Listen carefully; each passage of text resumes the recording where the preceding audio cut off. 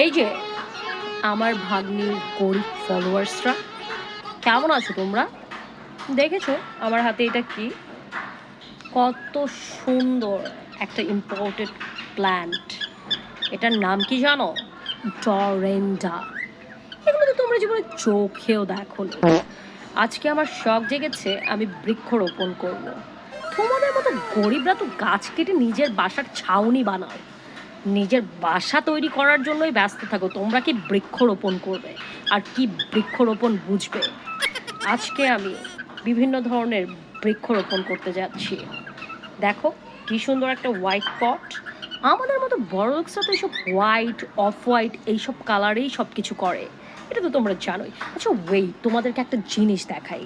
যে দেখো দেখো, দেখেছো কি সুন্দর একটা রোজের চারা? এটা কিন্তু আমি স্পেশালি থাইল্যান্ড থেকে ইম্পোর্ট করেছি। তারপরে এই যে দেখো, এটা হচ্ছে একটা ক্যাপসিকামের চারা। এইটা আমি স্পেশালি ভিয়েতনাম থেকে অর্ডার করে এনেছি, অল আর ইম্পোর্টেড। আর এই যে দেখো কি সুন্দর মরিচ হয়েছে। এইটা স্পেশালি আমি চায়নার সাংহাই শহর আছে না, সবচাইতে রিচ সিটি, সেখান থেকে এই মরিচের চারাটা অর্ডার করেছি। সব ইম্পোর্টেড। তোমাদের মতো গরিব এগুলো কি বুঝবে?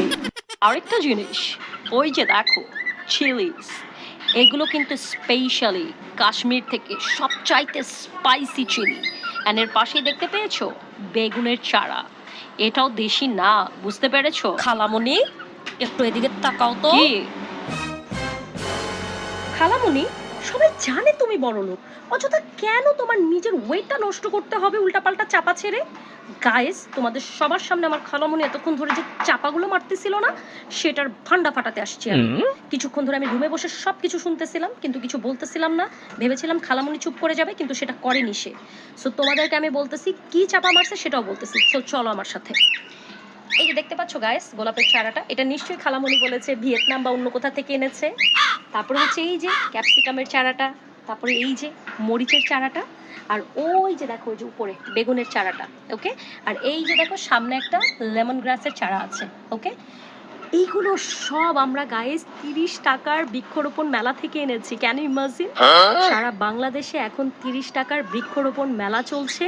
তোমরাও কিন্তু তোমাদের এলাকাতে পেয়ে যাবা, জাস্ট চোখ কান খোলা রাখো, কখনো না কখনো তোমাদের ওখানেও চলে আসবে। আমাদের এখানে তো 3 দিন ব্যাপী এই মেলা হয়েছে, সো মিস করার কোনো সুযোগই নাই। বর্তমানে আমরা তো কিনেছিলাম পলাশির মোড় থেকে, কিন্তু এখন অন্য কোথাও আছে কিনা সেটা আমি বলতে পারছি না। বাট তোমরা চোখ কান খোলা রেখো। অ্যান্ড খালামণি, উল্টাপাল্টা মিথ্যা কথা বলে চাপাবাজি করে মানুষের মন জয় করার চেষ্টা করো না।